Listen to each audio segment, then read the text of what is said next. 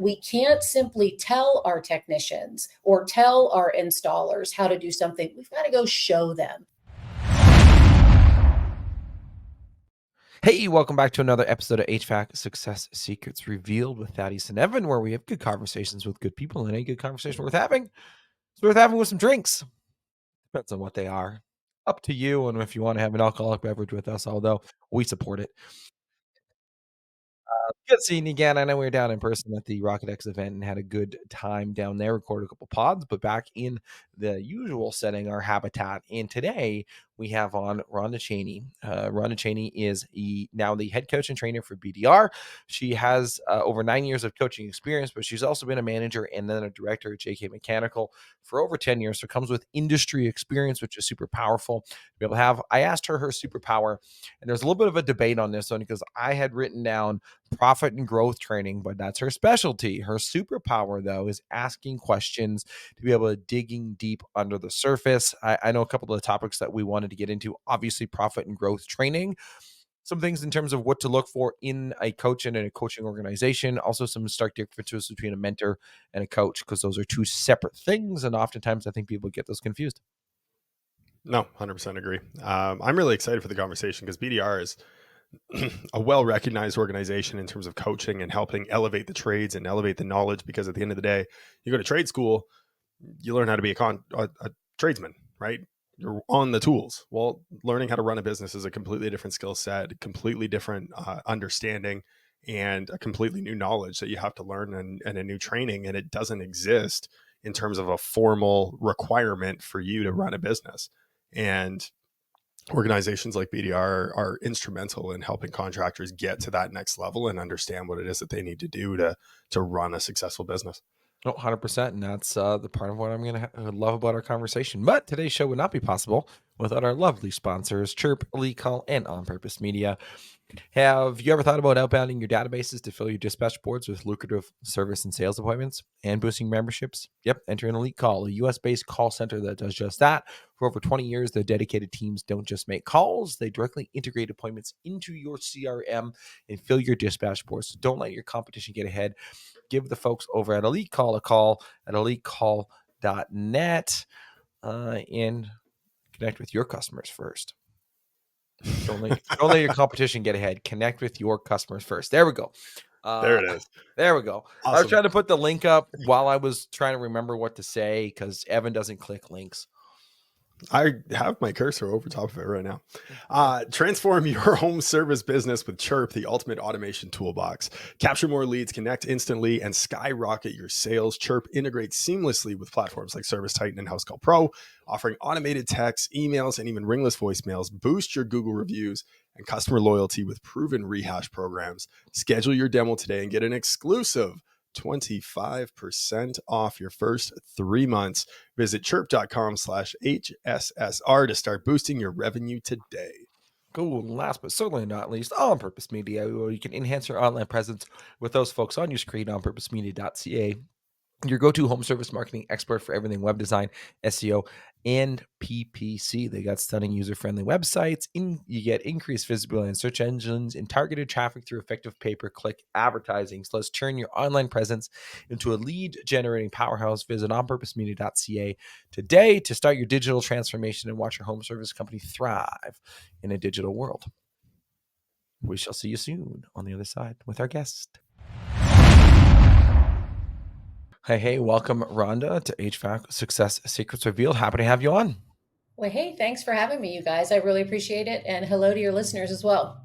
Excellent. Well, let's start with the heaviest question of all, your history in getting us started into the trades. All right, very good. So I'll start with my career started post-college in small business development and acquisition. And it sounds a little more impressive than maybe it was, but had the opportunity to work with a group of investors who were a diverse group. Some were small business owners and had grown significant small businesses. Some had larger corporate careers, and so was able to work with them on identifying small businesses to invest in, anywhere from $1 million to $10 million, really taking their expertise in leadership and management and business ownership and pouring it into other small businesses. And in conjunction with that, started a small coaching and consulting company with my father. It was a pleasure to be able to do that and sit under as an apprentice under him for quite some time. So that was the start of my career. And one of our clients, my father and I, was an HVAC contractor and who was actually needing some support and help in managing the growth of the solar department. In the early 2000s, there was a massive growth opportunity. There was a lot of federal tax credits available and state tax credits available. So that a lot of contractors were getting into the solar industry. He was a well-established business, a really great brand in the community, and had a huge opportunity there, but didn't necessarily have the capacity himself to manage that division. So helped to step in and provide support, fell in love with the trades, love the trades, love the people, the internal client, the external client, and stayed for a good long time. And I was actually, when I was in the trades, was a client of BDR's. And so fell in love with that company as well. And decided to come back to my roots to the coaching side. So came full circle.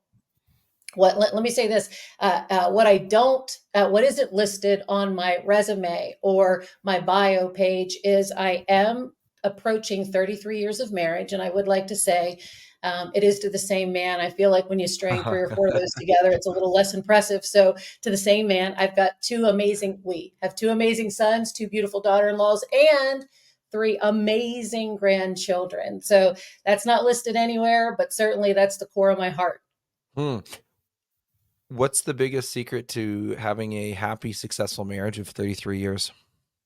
Gosh, this wasn't on the questionnaire. No, That is we okay. We don't have a questionnaire. You're right about that. Okay, the biggest secret, I would say that it's not being self-focused, it's being the unit focused. And if we say that, well, you have to put in 50% and you have to put in 50%, we both have to put it all in, lean hard, be willing to forgive, lots of grace and mercy, and a lot of self-analysis, and we can get there. Right. And I use the dishwasher as a good example to highlight this 50-50. Is somebody says, well, I emptied the dishwasher last time, it's your turn to empty the dishwasher. No, who gives a shit? Just empty the damn dishwasher. Yeah. Right. It doesn't Yeah. matter whose turn it is. When you keep score, you run into issues. Yep, for sure. Sure. Yeah. So transitioning back into the business side of things, having the experience from mergers and acquisitions and dealing with that and seeing some of those things on the other side, I now see why profit and growth strategies are things that you focus on, right? Because you've seen a lot of the ideas in coming from an M&A world, and now you're saying, okay, well, if you make sure that your profitability is good, now you get a better multiple when you exit, right? In coming from that world and having the M&A, having the coaching experience, and then likely starting to see some of that right now, like on the back end, where would you say the biggest 1, 2, or 3 things that you think most contractors fail to recognize or do in order to maximize their return on when they sell their business? So I would say, and this is kind of on topic a little bit with what this session we were going to speak on, which is a business plan. I think that a lot of contractors don't have a business plan, and it is daunting to think about: do I, have a 5-year business plan? Do I have a 1-year business plan? But I think that it's critical to say, hey, let's start with the end in mind. Where do we want to get to, and really build into that? So I think we need a business plan. I think we need to really leverage our partnerships with other partners, whether it's our distribution partners or our existing team members or outside, influences, coaching and consulting, and those other resources available. So I think those things are really important for us to be able to do. Yeah, again, we have to have a roadmap. The business plan is critical. We have to have a roadmap. No, absolutely. And it's something that, again, like I alluded to at the very beginning before you came on, not having the knowledge of what you need to do, how to do it, who do I need to contact to help me do it. All of that information is just, well, go fuck around and find out, pretty much. Right. And guys are left to drown and then really struggle their way through it. So when when looking at building out a business plan, then where do you recommend most people start when they're starting to plan out their business? Is it before they start running calls even and get into business for themselves? Or let's say they're already in business a year, 2 years, they've never actually sat down to do a business plan. How do they start and find the time to do it and make it a priority? Well, there's a lot of good resources, and with the information available on just giving it a Google, there's tons of resources available. I'm going to shamelessly plug our business planning workshop because when I was in the industry, it was my favorite product, training product, and we call it Profit Launch, but it's a 3-day intense business planning process. It's daunting. It is daunting, and so really having the support of something like a Profit Launch workshop, or other maybe industry team members that have done it, or business owners that have done it before. It's certainly helpful to get some feedback from there. But you had asked the question, when do we do it? I think we need the vision. I think we need the vision before we take action, because we have to know where we're headed. One of my favorite authors said, "Where there's no vision, the people perish," and so we absolutely have to have a vision. It's our roadmap, right? Our business plan's our roadmap. Right. And looking at the vision and the business plan, and I have luckily done a few in my university days. Now they're a little bit different when you actually put it into practicality. I mean, some people think, okay, well, I need to have this very robust business plan with everything in Mhm. there. And then I think back to when Evan and I started On Purpose Media, our business plan was a bunch of bullet points. And now Right. we've transitioned into Entrepreneur's Operating System. We're putting in the vision and, okay, what are some of the things that are needed Mhm. in there from like a higher level aspect of things. Then we go and we build those things individually. Which one is like, I guess when you look at the business plan, how in depth does somebody need to go? And probably two different answers. One is you haven't started the business yet, and one is, well, I'm already in business. And I think I'm going to talk to more of the one that is already in business. Mhm. Could be a business doing 1 million, 3 million, 5 million, 10 million, doesn't matter. How in depth is bullet points fine, or is it the vision with like overarching things to be able to hit that, and then you work on those things underneath it? What's the right way to be able to go about it? Yeah. First, let me say that the business planning process is an evolution. Year one, it simply may be a couple of bullet points. It may, if you're doing it unsupported, independently, it simply may be a couple bullet points that say, "Hey, this is the revenue I want to do. These are the departments I want to have. This is my, what I want the organizational structure, or this is what I have available to me." And so it may start very rudimentary, very basic. And then year over year, we refine that process. We get a little bit more in depth. Do 100% support existing companies using an already structured business planning process. It takes so much of the directional work away from you, which is, hey, do this, do this. This is how you get there, and you fill in the data, and then we have a business plan. So I would highly recommend that.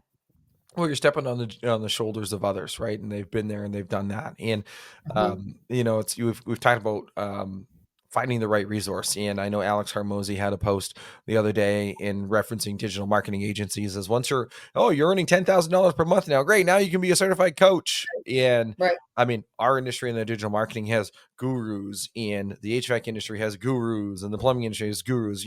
Every industry has these gurus who might not have actually done it before. In looking at finding the right resource to be able to say, okay, well, I want to work on my business plan, I need to find somebody that has actually been there, done that. What are some of the questions that you might be asking as a contractor to make sure that it's the right fit for you? Mhm. So there's a lot of great coaching, consulting, training organizations out there. I would say this, that it doesn't matter what industry we're in. Hype sells, emotion sells, and substance and hard work don't sell. And so we do want to be wary of that. And so if you are a organization and a business owner looking for a partner, interview them like you do anybody else, like you do any other partner, and spend some time. Is there substance there? Do they have structure there? Do they have a width and breadth in their organization that's going to be able to help support you in all of your business phases?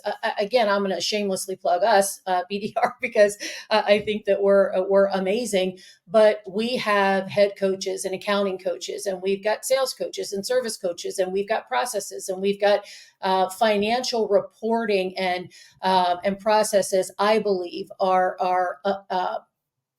like no other. So there's going to be clients that gravitate towards that. And then there are other organizations that, may have other strengths.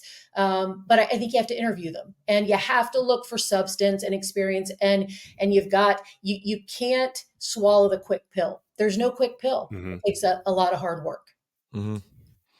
Well, and we just got back from an event last week, Rocket X, great event, tons of great people there. They've got a product that's fantastic. Their blueprint is fantastic. There's so much information in there. It's very detailed.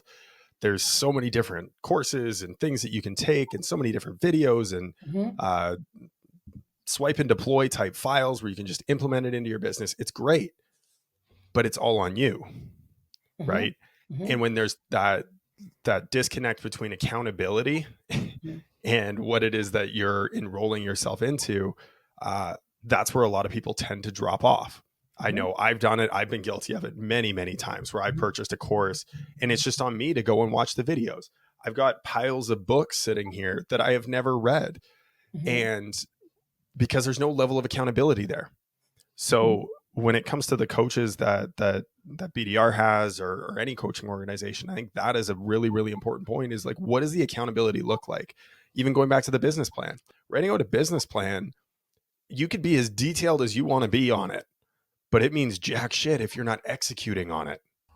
It sure does. Right? Yeah.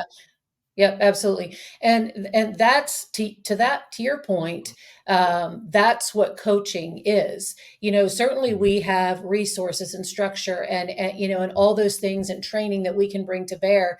But at the end of the day, it's really pairing our knowledge. It's helping you find your roadmap, create your roadmap, and then holding you accountable to get there. Because I'm with you. All of us, struggle with that. And so having somebody that sidles up with you, the difference between us and consultants will come in and tell you everything that you need to do. And they may create an amazing plan and, a 60, 90, plus plan for you. And then they walk away and leave, and you're left alone to do it yourself. And coaching doesn't do that. Coaching takes your hand and walks you through it. So yeah, that's almost more like a mentor, right? It's someone who's done it before. They can show you exactly what to do, but they're not going to do it for you. Right. And they're not going to sit there and say, did you do it? Did you get it done? Right. That's where coaches come in, and coaches may not be even the expert at that thing. They may not have all the knowledge on that thing. Right. But they are an expert at holding you accountable and bringing out the knowledge that you already have. Right. And that's why I think coaches are absolutely incredibly important to have in your business, to have in your life, to have someone who may not be an expert at what it is that you want to accomplish, but they are an expert at bringing out the knowledge that you already have in yourself. And that's such a great point, Evan. Coming back to for business owners who are looking for a good partner, a good coaching and training partner, you have to look at, again, the breadth and the width of the organization. So, is there more than one? Is there, a big base of knowledge and experience within that organization, that coaching organization and training organization, again, that can meet your needs at all phases of your business, whether you're training your sales department or, your service technicians or, whatever it is. It's a great point. So out of curiosity then, when getting back to the vetting component of it, a company might come to you and say, I'm really struggling with sales. We just don't have enough sales. We don't have enough leads right now. We need more phone calls into the business. We need help with this. And we just can't find the right partner to get the phone to ring. Marketing companies suck. You're allowed to say that, right? Right. Yeah. Answer your phone, damn it. Right. How do you work? How do you work through that type of a call with a potential client or even with a client to then be able to bring about what it is that they actually need, and not just what the symptom is that they're coming Yeah. to you with. What is the actual causation of what their problem is and what their need really is? How do you work through that with them? It's almost like you teed this up for me for my superpower. And I'm going to have to say that, hey, it really is just digging deep and asking good questions. Is oftentimes when clients come on board, they'll, in their pre onboard process, they will identify 4 or 5 goals that are, really important to them. And that's really important for us as an organization to help them accomplish, but sometimes that's not the most important thing. So it really is a process of asking the right questions and digging a little bit deeper to say, what is the most important thing for us to focus on, because you can't focus on everything. And so really, how do we determine what's most important for us to focus on? And coming back to having a good business plan, that helps to direct that, because it's so easy to get tossed to and fro by every emotion. I mean, the HVAC and electrical and plumbing to some degree as well. It is a emergency based business. We thrive on the highs, and the lows. And so then to say to a business owner, well, you need to be strategic and you need to be focused, and that's difficult. We need to be careful that we pick only 1 or 2 things that we're focused on. What are the most important things? And again, we dig in by an analysis and questions and digging below the surface. Love it. And their financials obviously help with that. That's a huge indicator for us. It's like stepping on a scale. Do we have a problem? Our financials and our metrics help us to be able to identify that as well. Cool. I want to get into financials and metrics here in a second, but first, the random question generator, which is brought to you by On Purpose Media, where we build websites that load faster than your coffee in the morning. Yeah, it's actually a good one. I like that. I'm always amazed at what Stacy comes up with when she has that. And so, the random question generator, you're familiar with this part of the show. You've watched the episodes. We're gonna you get to choose question 1, 2, or 3. Of course, you don't get to know what the question is. You just get to choose 1, 2, or 3. I read them off, and away we go from there. So, do you want question 1, 2, or 3? I'm going to take 3. If you had to fight a celebrity, who would it be and why would you win? Oh. If I had to fight a celebrity, who would it be and why would I win?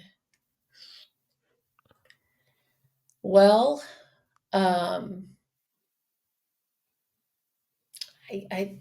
gosh, that's a hard one. I guess I'm going to say The Rock. I know yeah, that's kind of strange, right? And only I would want to fight him because I would want to spend time really digging into his brain and asking him some questions. And I think I would win because my superpower is asking questions. And I feel like I could deflect away from the violence component of that to the real life issues. So that's what I'm going to say. The Rock. He would probably tap his finger on me and knock me out. I know, isn't that the truth? Yeah. I like this, Yeah. Fred Kevin Hart, because it's his Yeah. the alter ego, I swear. So that's a good question. I don't know if you happen to watch the roast of Tom Brady, but there was a great joke on there where he talks about how Kevin Hart is the Rock's fleshlight. So Hilarious. Those two, the movies are hilarious. Yep. Yeah. They have such a good dynamic working together. That's hilarious. Yeah. I know. Yeah. So funny. Kevin Hart. Yep. That's funny. So, all right.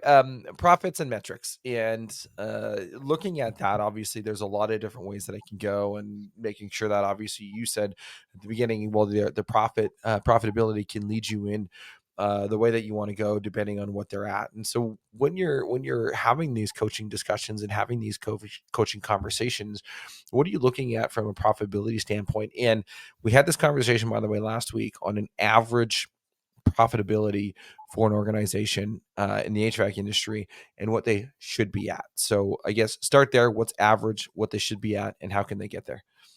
Yeah. So our goal is to get our clients double-digit net. To be at double-digit net, and is the goal 15-20%? Yeah, it is. Industry average, I think, right now is maybe 3 or 4%. Pre-COVID, I think it was a little bit lower than that, but with a massive increase in equipment pricing and so forth, that kind of drove net income up a little bit, but double digit, and then even, like I said, 15 to 20%. Mm-hmm. Wow, 3 to 4%. So the number that was thrown around was like 8 to 10%, and that 20% would be like where a person should be at, and some are even at like 24, 25%, Mm-hmm. which is like the high end of it. And so 3 to 4%, Jesus. How much of that plays into the goals of the organization and the life cycle that they're in? Certainly, that has an impact because if you're in a growth phase of your business cycle, what we would call a wall. If you're in a growth cycle, then to get up over into that next wall, that revenue and transaction wall, is that your net income is going to be down a little bit because your overheads are up. If you're working on that, so it does certainly that has an impact. Mm-hmm. Well, you're reinvesting back into the business, right? And Right. and that's the big thing. Although one could then argue, well, if you set your prices the right way and you factor in growth and this, you should be able to still hit a good net. Yeah, but you remember, you're the one that said that most small organizations, if they start with a business plan with a couple of bullet points, we're talking about something much more complex now. So yeah, but you're right, absolutely. So I guess in looking at taking going from 3 to 4% average to getting to double digits, what are you guys seeing in terms of trends that people are missing the mark on from a profitability standpoint? I would say that it's really leveraging our opportunities, and we have over 600 coaching clients. We have over 10,000 clients that attend our training and other events, and we have 25 years of data and analytics, and so we are missing the mark on leveraging our opportunities. And so on the service side of the business, it's our service delivery process. It's on the sales. It's our sales. How do we deliver a high value experience to the client? It's really in leveraging the processes. Mm-hmm. What sort of processes are the ones that need the most leveraging? So I would say that if I have a new client coming on board, after we focus on their pricing, that's a significant focus for us, is making sure that that we're priced correctly and that we know how to price our jobs. We know what our service department needs to be priced at. We focus on that. Then we really again look at the delivery process. Is the on the service side is looking at do we have diagnostic and maintenance task list, just starting with that. And that sounds super rudimentary, it's a really rudimentary to our some of our listeners, but we have to have a process that provides an exceptional product. And so first we focus on that, and then we look at it and say, hey, how do we leverage this service for other products and services? And so oftentimes we may have a great diagnostic checklist or a great maintenance checklist, but maybe on those, we don't have an opportunity for the technician to identify recommendations or identify if it's a planned replacement opportunity. And so do we have the processes that support the outcome that we want? Because, and coming back to, when we think about our business plan and how do we stay on track and how do we achieve those revenue goals, is we've got to look at our internal processes and evaluate those. So again, if we're going to tell a service technician, hey, your goal is to increase your average ticket from $250 to $300, how does he do that?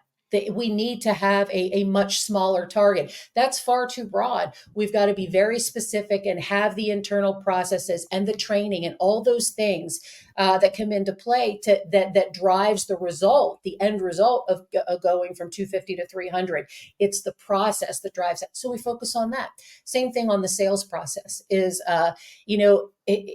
most of the time we don't give enough credibility to the time spent with the client and the sales process and leveraging that time in the home, how we position it.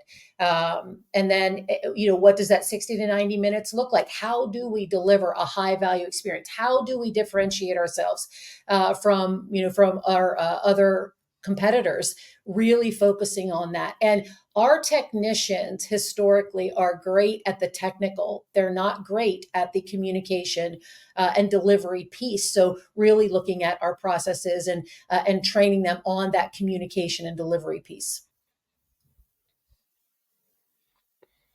Yep. No, you're 100% bang on. I was waiting for him to ask something on that. I figured he had something. He looked like he was about to say something, but Okay. I was being patient there, waiting on you. But sometimes I like to just let you actually ask a question every now and again. well, I appreciate that. Yeah, just doing my co-host duties. Oh, Rhonda, you're absolutely bang on. Even going back to what you said there around COVID, and how you noticed that there was the net increased over COVID, correct? That's what you had said? Yes, that we saw Yeah. net income. We saw it take a bump increase a couple of points. Yeah. Post COVID. Right. Got it. Oh, thank you. And Got my that's glass. also, and that's also because you all know that there was so much demand and not as Correct. much supply. And so obviously the Correct. busier we are, the more efficient we are, and the more profitable we are. So both of those factors, had a role. Well, and the interesting thing that I had found with a lot of contractors that I had spoken to at that time is they had a hard time keeping up with the price changes and the price increases, and they found themselves losing money because they weren't updating their price book quick enough. And they, again, going back to what you just talked about too, they didn't have a process around it. Right. And when there's no process around it, it's difficult to do because it's all manual and it's all laborious and it's boring and it's frustrating and it's irritating, all of these things. And there's just so many calls that you want to run because it's 95 degrees outside. We need to go and get in the truck, go run the calls, but we're not profitable on those calls. It's a big issue. So pricing, focusing on that. How often should someone be revisiting their price book, evaluating it, and making sure that everything's on point? So I would say seasonally, 4 times a year minimum. And then I would say if we know that there's significant changes in refrigerant or things like that, that we're looking at that more frequently. And hey, I have some clients that we have a ongoing monthly appointment set that we're looking at it. Yep. Got it. Because that's where all your net is. You look at how, when we see our departments, our gross margin begin to whittle away. That's where it, a lot of it is. If we're not on top of the price increases, then, when that part goes up $5, it's nickel and diming or dollar, us a dollar at a time. That's our net. Yep. That's exactly 100%. it. Right. And that's why you need to constantly, as you said, review that. And I mean, how often do you review the other part is looking at the financials, I was having a conversation with another agency owner on Monday talking about the financials. I'm like, yeah, I line by line our GL every month. They're like, really? I'm like, yeah, because I want to know if we're wasting money on something. She's like, I haven't done that. I do it like quarterly. I'm like, do quarterly, sure. But I just want to do it monthly. Yeah. Good. Find your frequency. The other thing that I loved what you mentioned there was, focusing on the wrong numbers. The average ticket, right? You're focusing on an outcome. You're not focusing on the behavior. Right. So what numbers are you focusing on in your business to make sure that you're influencing that outcome, right? Things like number of opportunities per call that are presented, right? Now you're focusing on a behavior and you're able to coach to a behavior, not coaching to an outcome. Right. I love that point. Yeah. And when we look at, we're going to use that example as increasing the average ticket from $250 to $300. So that's a metric that we're looking at. What's the average ticket? And we look at our metrics. We look at them by department and by individual. And we're speaking specifically on the service side. So then we have to say, okay, if the average ticket is not increasing, what are the other metrics that we have to look at? Well, I have to go and I have to be able to look at process completion or task list completion. So I work with my clients and say, hey, we go in and we look at every diagnostic form. Did they follow the process? First of all, did they complete it? Did they identify the recommendations? Well, yeah, they completed it, but we're still not getting the results. Okay, so now we got to go deeper. And say, did we really train them on, again, the communication piece is the weak part. And what we often find, and I think that this is true for a lot of us, is when we've not done it before, or it's been a long time since we've done it, we find it difficult to train anybody else to do it. We tell them, hey, you go do this. You go tell the client this, you go tell the client that. And I encourage my clients, go get in the truck. Go get in the truck with them. You don't have to be excellent at it. That's totally fine. You may be horrible at it, and that's okay too. We are figuring it out together, but we can't simply tell our technicians or tell our installers how to do something. We've got to go show them. When we look at again, how do we stay on track with achieving those goals and those targets in our plan is oftentimes as leaders, and even as managers, we don't provide enough accountability and visibility. We think that simply telling them is enough. It's not enough. And so we've got to show them how to do it, and we've got to track it and report on it. And what gets managed gets done. It's got to be visible. And so if we're not seeing the results, that's on us as owners and leaders, and we got to dig deep.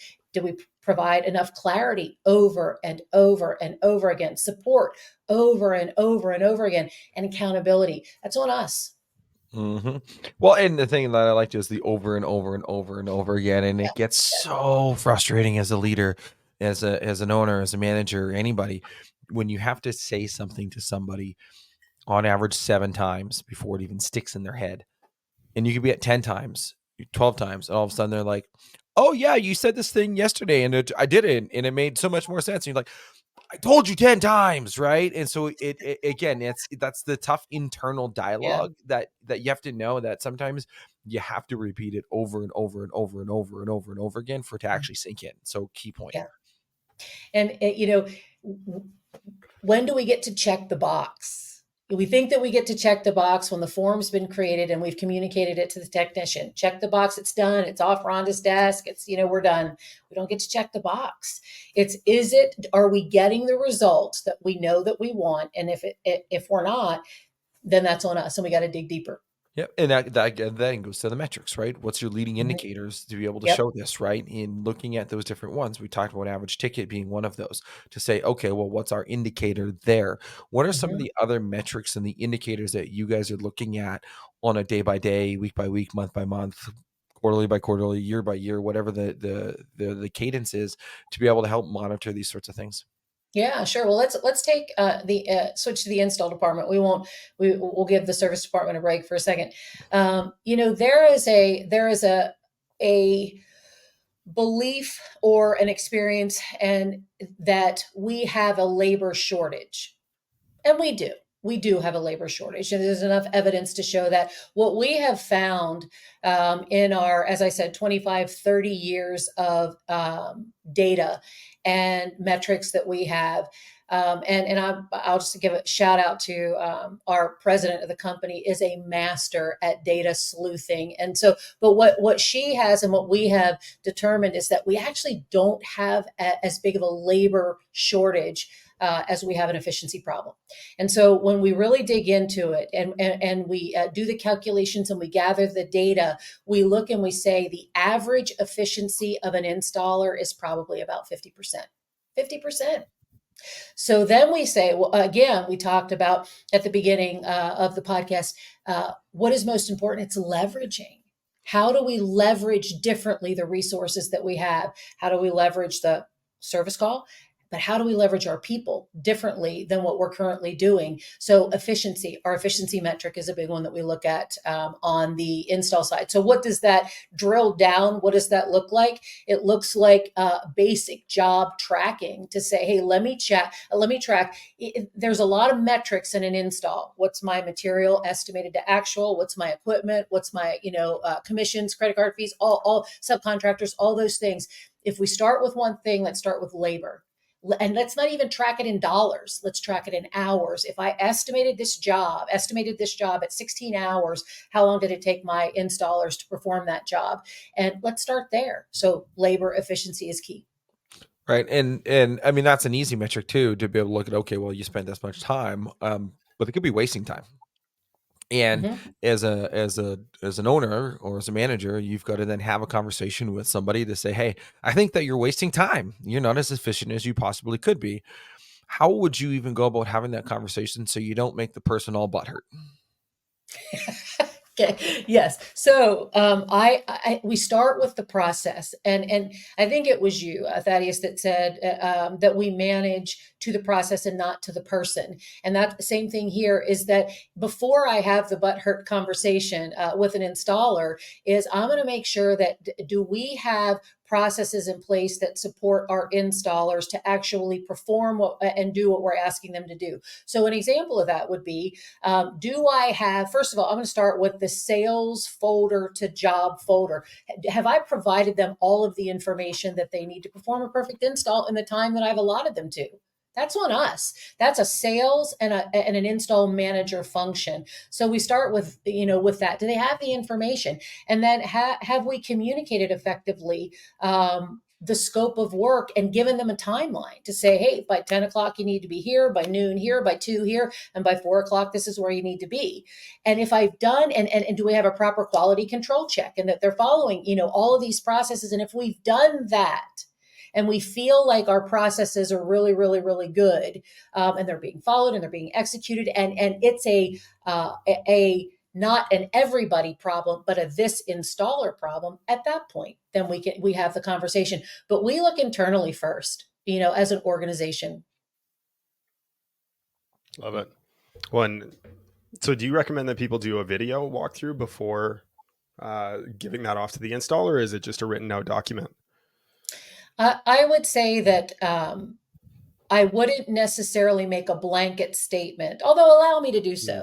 It really is whatever level of automation you have in your organization. This is what I would say, and in each company, the nuances are a little bit different. And why I say that is because installer strengths are a little bit different. Install management might be different. So we know, again, we work from the end in mind.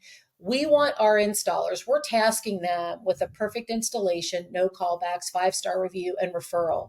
What is the process to get that done? What do we need to do? And I think that there may be some subtle nuances company to company, like I said, depending on your resources and strengths and skills, but whatever it takes. And so it can be video, it can be written, it can be all those things. Mm-hmm.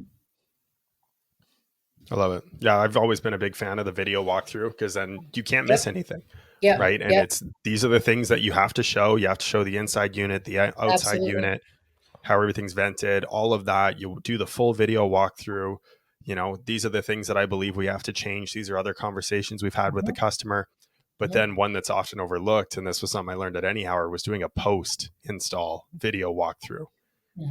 So that if you happen to get a call back from a customer saying, hey, you guys did this wrong and now it's not working and you've got the video file to compare to the actual inspection. When you get that call back and go back and see and say, this doesn't look right. What happened here? Did you happen to tamper this at all, Mr. Homeowner? And now you can have some honest conversations, right? Absolutely. And it's protecting you as a company. Yeah, because homeowners never fuck with their own shit. That never happens. We're fans of the return trip, sales making a return trip. And that's really where we find that we get referrals, is that when our salesperson can say, hey, Mrs. Jones, and review everything and go through this, comprehensive checklist, again, showing the value, differentiating ourselves, ensuring that we are, positioning for a perfect install. How were Joe and Bob? They were fabulous. They were perfect. Everything's great. I love them. They were respectful. They told me how, everything worked. When a homeowner says that to you, that you've provided a perfect install, that's a awesome opportunity for a 5-star review and referrals. 100%. And referrals, that's the other part that I think a lot of people miss. They talk about reviews all the time. We've had a lot of good episodes on that. In referrals, though, I think is a missed opportunity. At that moment in time, when they've had this, they're asking for that. What sort of approaches can somebody do and use to be able to get more referrals into their business? So certainly, I think having a referral program in place is really, really good. I would say this, I'm going to back up and I'm going to sound like a broken record on process. If we need to first focus on our callback metric, the perfect install, the perfect service call. If our callbacks are on the service side are 10%, we're not going to get a lot of referrals, right? If they're 10%, on the install side, we're not going to get a lot of referrals. So it's really focusing on driving the exceptional, excellent, perfect customer experience is what drives referrals. And then if we have a good referral program in place, and we leverage that through social media, and things like that, certainly that's helpful. But I would focus on a metric. Our callback metric is going to be an indicator for us whether we're going to get referrals or not. Sure. And what's a good callback metric for somebody to strive for? Yep. So I'm going to say on the service side, sub 2%. So all those technicians out there would wish that they shoot darts at me right now. I think anytime we can get, 3 or 4%, we're getting pretty close. And then I would say on the install side, sub 5%. Okay. And driving as close to that 2% as possible. Yep. Sure. And then in terms of an actual referral program, what have you guys seen in terms of data on some ideas that somebody could look to be able to implement to be able to that make work that actually work? Yeah. Yeah. So that is, it's not been a metric that I have been intimately involved in. So I'd have to defer to our marketing team on that. Sure. Certainly when I was in the industry, what we looked at is what percentage of our leads or our new client acquisition are coming from referrals. That's a key metric that we're looking at. But in terms of what specific program works, I know what I did, but I can't necessarily. I don't feel confident in talking too deeply about that. But hey, sure, but I will ask though, what did you guys do that worked? Because that could be in and of itself a program for somebody. Yeah. So certainly we acknowledged every lead. So if a client provided us a lead, if somebody called and said, "Hey, Mrs. Jones told us that you're great," and whether we sold anything or closed anything, we sent a $5 gift card to that client and a handwritten thank you note that said, "Thank you so much for that." Because the data that we had working from, or I was operating from, said that a client will refer you maybe 3 times. And if they hear nothing from you, then they're going to assume that it's not very important to you. And so they're not going to do it again. So it really is relationship management. It's acknowledging when they're doing something nice for us and doing what we want them to do is to acknowledge that. With whether it's a thank you card or a gift card or whatever, but really acknowledging that. And then certainly, did we have a structure in place that said, hey, if we closed the job and it was a $10,000 job or 15 or whatever, then was there additional gift cards? Yes, we did all that. Absolutely. Yeah. And I think the key thing though is at some point, and not when they first call you, by the way, because that's a bad time to ask, how did you hear about us? But phrasing it in a way of at some point in the process to be, hey, were you referred by anybody? Because now this also pre-frames the expectation that, oh, if you ask that question or you're referred by anybody, now the customer and the consumer thinks, oh, well, referrals are something that they can do. Maybe I can get a gift card or something like that. And they're going to give referrals as well. Mm-hmm. Mm-hmm. Yeah, for sure. Well, and I think, it starts to set the tone, like moving forward, right? Yeah. That was something that back when I sold HVAC, when you were a comfort advisor, there you go. I bought my customers a year's worth of filters. Yeah. And I would just have them in the trunk of the car, and I would be like, "Hey, I got a year's worth of filters. If you can write down 10 names of people, homeowners, friends, family, etc., give it a bunch of thought joggers of anyone that you think might be interested in hearing about the rebate offers that we showed you today." Yeah. And that was it. Like, love that. Right. And then a lot of people would be hesitant, and you'd have to handle that objection as you go through it. And just, again, thought joggers like, "Oh, did you feel pressured when I was here selling you with you today, Mrs. Jones?" Right. And it starts to remove that whole fear and of just writing down names. And then it's even easier now the next time, because now when you call on or you ask that next person who was a referral to write down names again, guess what? They were already a name written down. Did you feel pressured? No. Did you feel like I tried to oversell you? No. Okay. Well, that's what I'm going to do with your friends too. I'm not here to sell people. I get paid just to show this stuff. It's okay. Yeah. So, that's what worked for me. Yeah. I think that's great. It really is. When you think about thinking beyond beyond the sale, but thinking, and beyond even the 5-star review, as you said, Thaddeus, but thinking to the referral. It is about relationship management. And that's really what we're talking about. How do we build long-term, loyal, raving fans that we have a close relationship with? And it's far beyond just simply the sale. And so that's where, again, we're looking at our processes, pre, during, and post, that is really focused on managing the relationship. Being intentional. That's what I wrote down. Like that's how you start that process. If you're not intentional about it and you're just taking calls, managing day to day, putting out fires that come up, but you're not being intentional about those relationships that you have with your clients, it's going to be impossible to maintain that raving fan over the long term. Yeah, for sure. Well, 50 minutes. We would be remiss if we didn't say, hey, if you've gotten value from Rhonda and what she shared today, you want to reach out, ask questions, how can she help coach you? Well, you can reach her directly at Rhonda Chaney at bdr.co. You also, if you want to check out their profit launch, bdr.com/profit-launch is the website for that. And there's a bunch of different events, and it's not just one, there's a whole bunch of different ones. I'm looking at the website. And if you want to reach out to her on LinkedIn, linkedin.com/in/Rhonda E. Chaney. I see I'd be able to get to that. So thank you, Rhonda, for taking the time to chat with us. But before we wrap up, absolutely. Thanks for the invite. Hey, no, it was a ton of fun. So, but before we wrap up, we do have one final question here for you, though. What is one question that you wish people would ask you more, but don't? Yeah, I was prepared for this, so I did my homework. I knew you would be. Yes. Okay.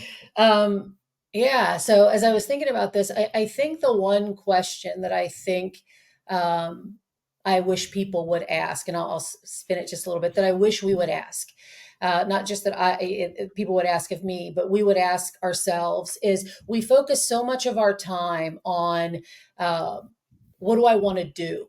Right? What do I want to do? I want to build a business, a $10 million heating and cooling business. I want to be 10%, 15, 20% net profit so I can buy, another home, a vacation home. I want, whatever. I want to do this. I don't think that we spend, I know personally, enough time thinking about who do I want to be. Because who we want to be drives everything that we do, right? And I loved, and I think it was Stephen Covey in his 7 Habits book, where he talked about what do we want our epitaph to say? Because I'm pretty sure it's none of us really care that it says I was a multimillionaire, for which I'm not, but and I have multiple homes and I have multiple sports cars and I beat The Rock in a fight. So none of us really care about that. I don't care about that. I want my epitaph to say that I loved God and I loved and cared for others. That's what I really want it to say. And so is my life structured around that? Is our life structured around who we want to be versus who we want to do? I think that's the question. I once undertook an exercise of writing my own memoir eulogy. There we go. Writing my own eulogy once. And it was a very, very deeply moving thing to do because it opened up my eyes to a completely different way of how to do things. And in that line, like, I would challenge anybody to write their own eulogy, not just their epitaph. Go deeper, write your own eulogy, because that shit's fucking wild. I'm curious, did you write it from a perspective of if you died today, what it would say about your life currently, or did you write it from the perspective of at the end of my life, this is what I want people to say about me? It was more at the end of my life, but it was also veiled through the filter of where I was at that time. And I wrote it down on I hand wrote it, so I don't have a copy of it. I lost it in a move, which sucks because that would have been great to keep. But yeah.